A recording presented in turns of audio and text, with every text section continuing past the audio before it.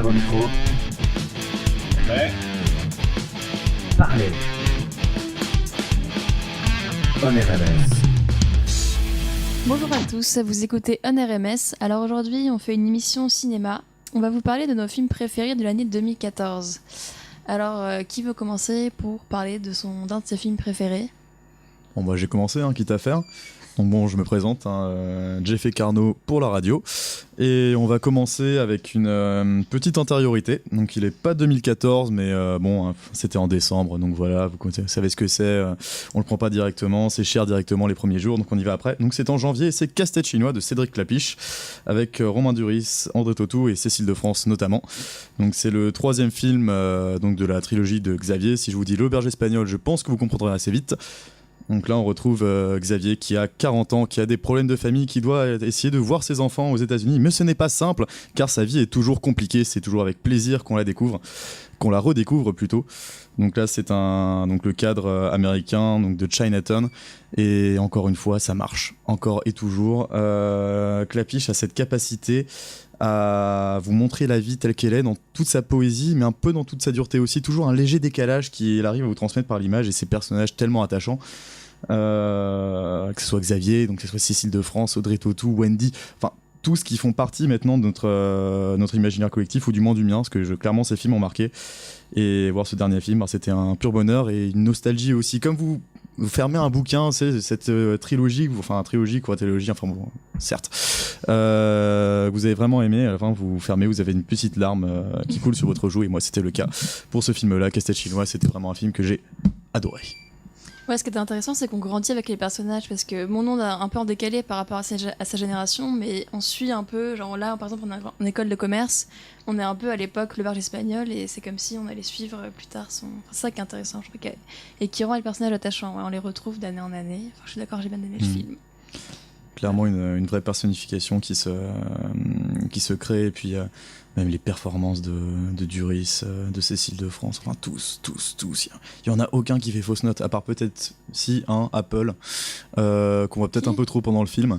Le placement de produit. Voilà, c'est juste ça. Non, c'est vrai qu'il y a, récemment, je pense à la scène finale où t'as donc le fils de Xavier, donc il y a il y a à peu près tous les personnages, notamment il me semble que c'est Nietzsche, entre autres, donc qui marche, il me semble que c'est sur Times Square. Donc ils sont tous contents, ils sont tous heureux. On voit bien donc son fils les filmer avec son bel iPad vu de derrière, bien sûr, pour bien voir la pomme. Mais bon, ça c'est l'une des règles des films français, mais ça n'en gâche en aucun cas la qualité de ce film que je trouve vraiment remarquable. Voilà. Ok, alors après moi je voulais parler de Deux jours une nuit des frères Dardenne. Alors en fait, des frères Dardenne, j'ai l'impression qu'ils ont un peu une image de réalisateurs de films d'auteur un peu chiant dans l'imagerie, dans l'opinion publique, disons. Mais c'est pas du tout le cas. C'est un peu l'idée que j'avais avant. Et j'ai vu Deux jours une nuit, c'est le deuxième film que j'ai vu d'eux. Et ça fait penser presque à un film de suspense. L'histoire est assez simple en fait. C'est l'histoire d'une employée qui est jouée par Marion Cotillard et qui, donc une employée d'une petite boîte de province, qui doit convaincre ses collègues de renoncer à leur prime pour qu'elle puisse... et sinon elle sera licenciée en fait. Et du coup, elle va aller voir pendant tout le film tous ses collègues pour essayer de leur demander de renoncer à leur prime. Et on pourrait penser que c'est un peu répétitif, puisqu'on la voit aller de maison en maison chez chaque personne. Mais en fait, à chaque fois, on découvre une réaction différente de chaque employé. Et c'est assez intéressant sur la nature humaine et les différentes réactions qu'on peut avoir face à cette situation. Et voilà, donc il y a un vrai suspense qui se crée. Et il faut noter aussi la performance de Marion Cotillard qui réussit à être crédible en petite prolétaire alors que c'est une star internationale. Et là, d'ailleurs, elle vient d'être nommée aux Oscars pour ce film. Et c'est assez mérité parce que je trouve que sa performance est vraiment émouvante. Clairement, c'est pas comme Carla Bruni qui arrive pas à passer une boulangerie avec une baguette de pain au bout de 30 prises et qui est pas prise au montage. Mais non, clairement, c'est vrai que Marion Cotillard, on l'a souvent critiqué. La performance de Batman qui était pas forcément... voilà, même si elle est bien dans le film, clairement, à part vite fait cette fin malencontreuse. Mais clairement, ça fait plaisir justement d'avoir dans autre chose que des gros films hollywoodiens. Je pense que c'est l'effet film européen qui fait du bien à Marion Cotillard, c'est-à-dire que quand elle joue dans des films, dans des gros films américains, ça pêche souvent. Tiens à signaler donc que cette personne donc, qui n'a pas de voix est ce qui reste de Thomas Santarelli. Vas-y Chloé, alors de quel film tu veux nous parler?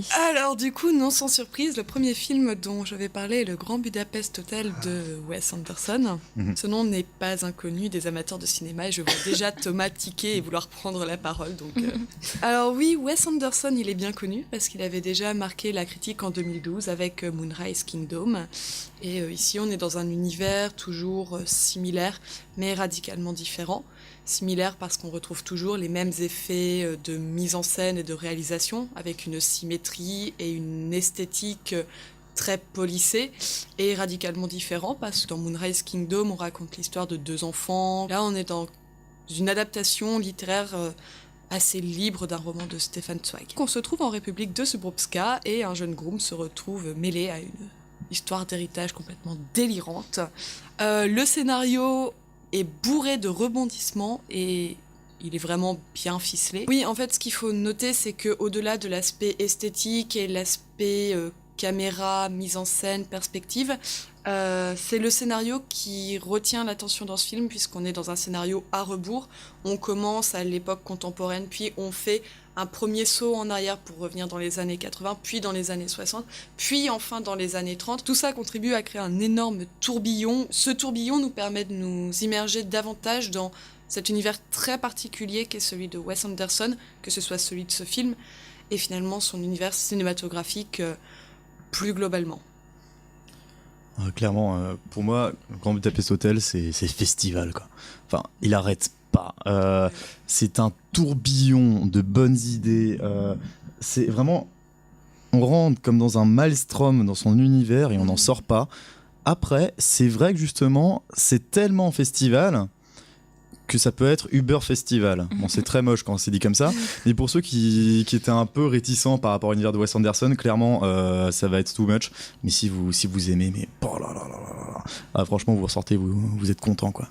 On peut pas ne pas aimer le film. C'est plus, on n'aime pas l'univers de Wes Anderson, donc on n'aime pas le film. Et voilà, je pense que pour Wes Anderson, on parle plus d'univers que de style, peut-être. Et du coup, voilà, c'est pour ça, moi, ce qui me plaît beaucoup dans Wes Anderson, et d'autant plus dans le Grand Budapest, où je suis d'accord qu'on est arrivé à l'apogée, de tout ce qu'il a fait avant, c'est qu'il reprend chacun de ses précédents films avait une partie, c'est-à-dire que je pense au premier film, était plutôt sur le ralenti, le côté kitsch, et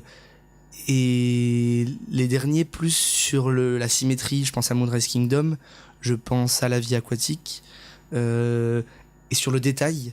Et voilà, et ce qui me plaît beaucoup aussi, c'est ça, c'est que c'est un cinéma du détail.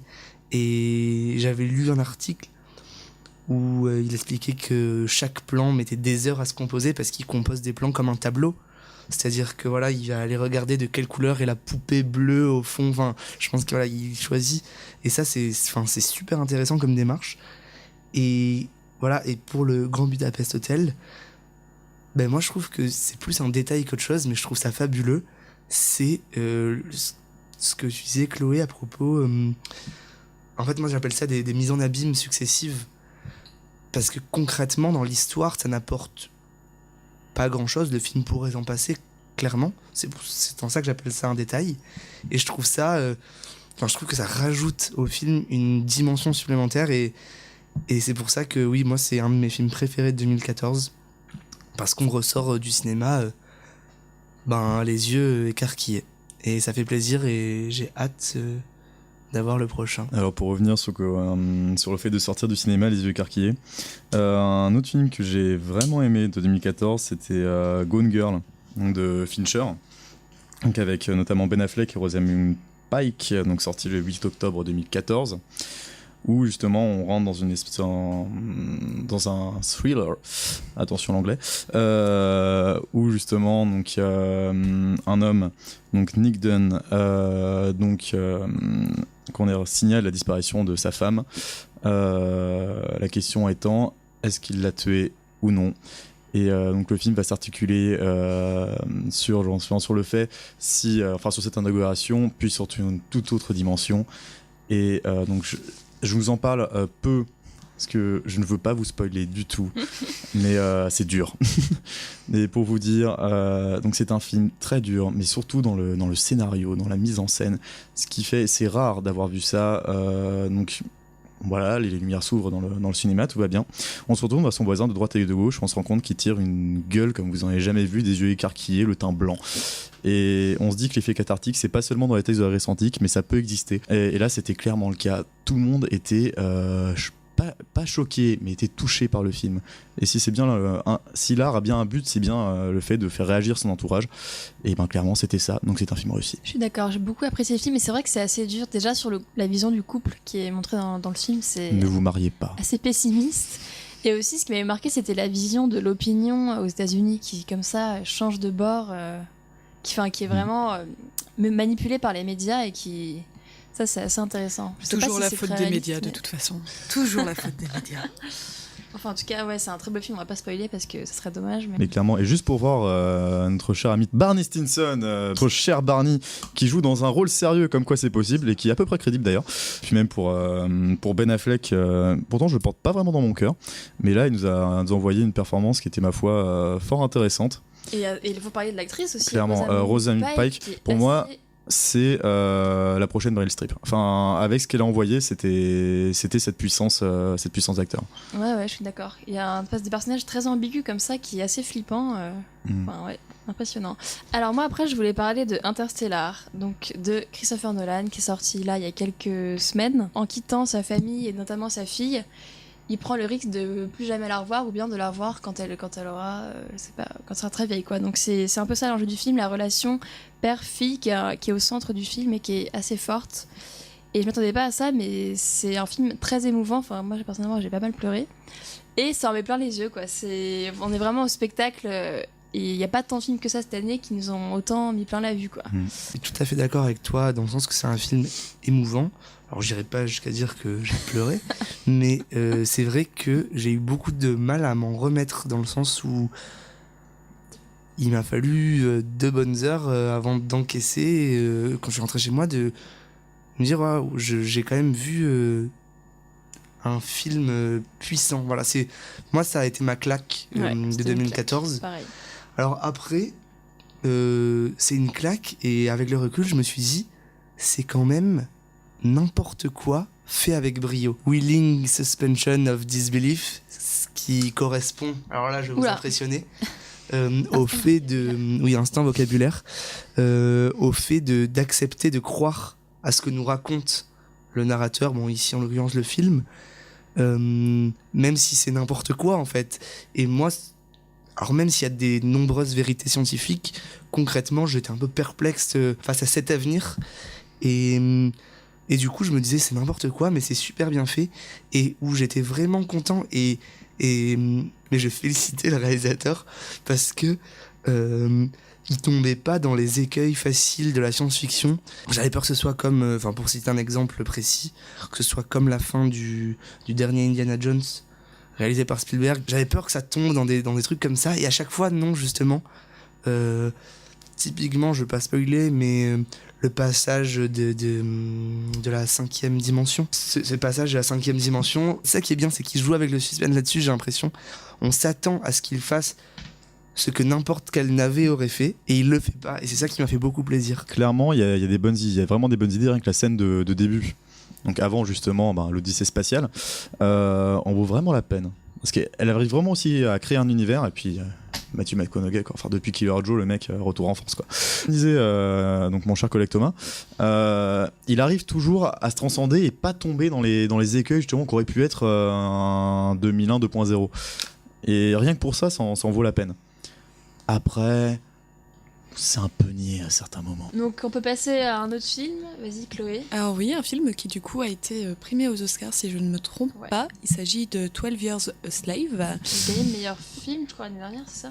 Donc ce film a été réalisé par Steve McQueen et à l'instar du Grand Budapest Hotel, il s'agit également d'une adaptation d'un livre, et à savoir de l'autobiographie de Salomon Northup.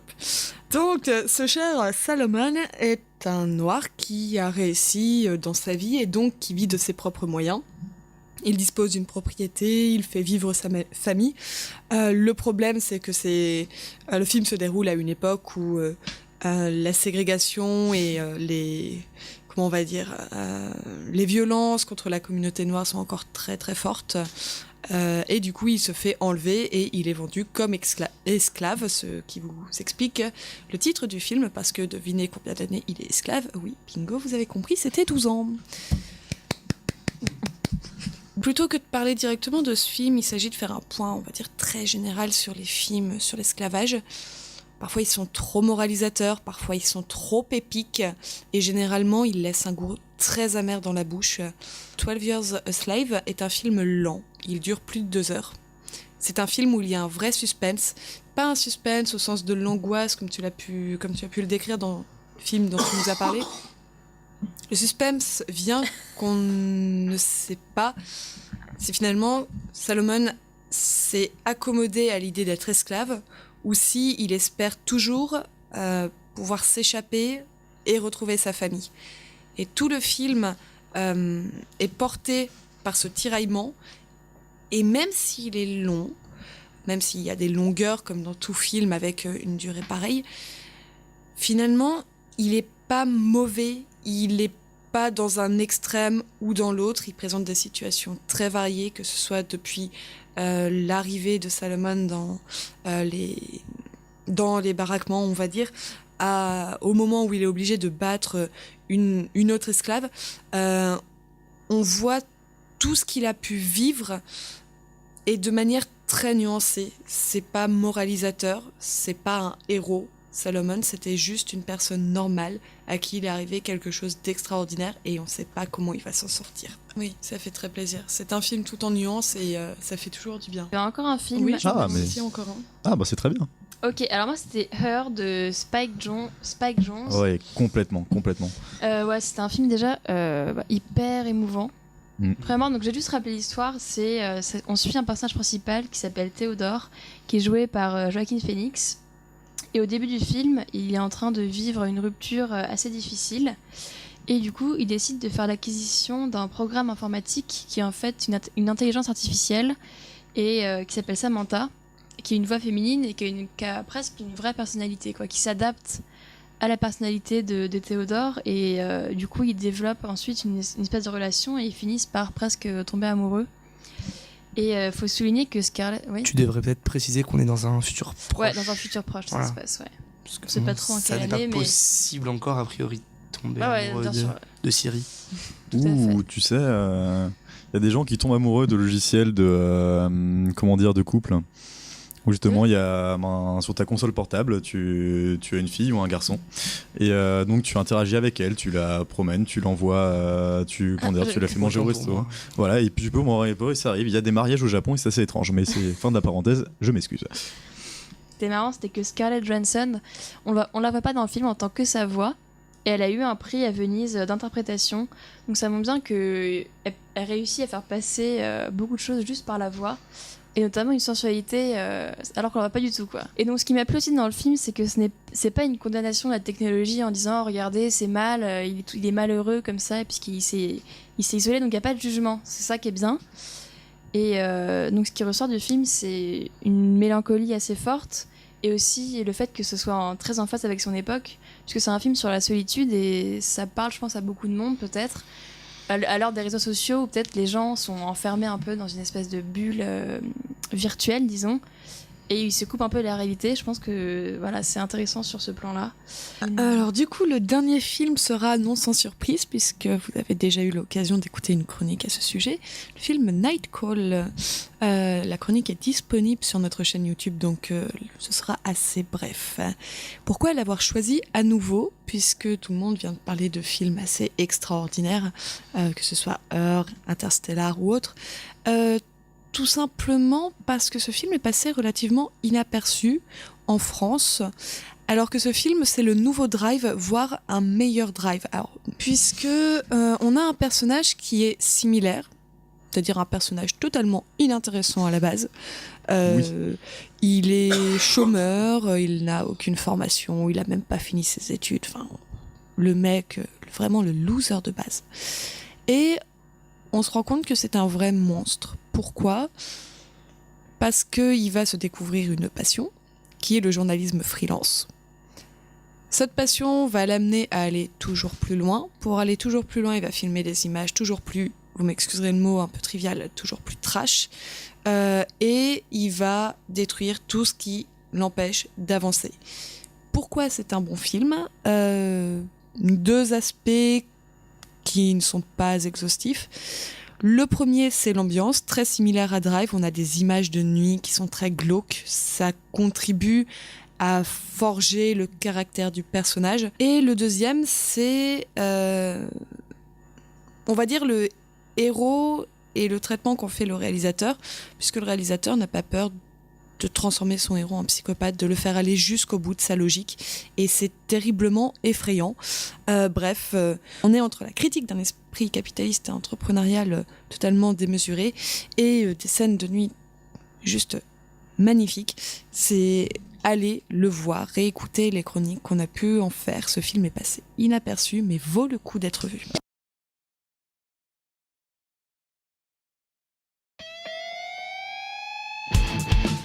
À vos micros. Prêt.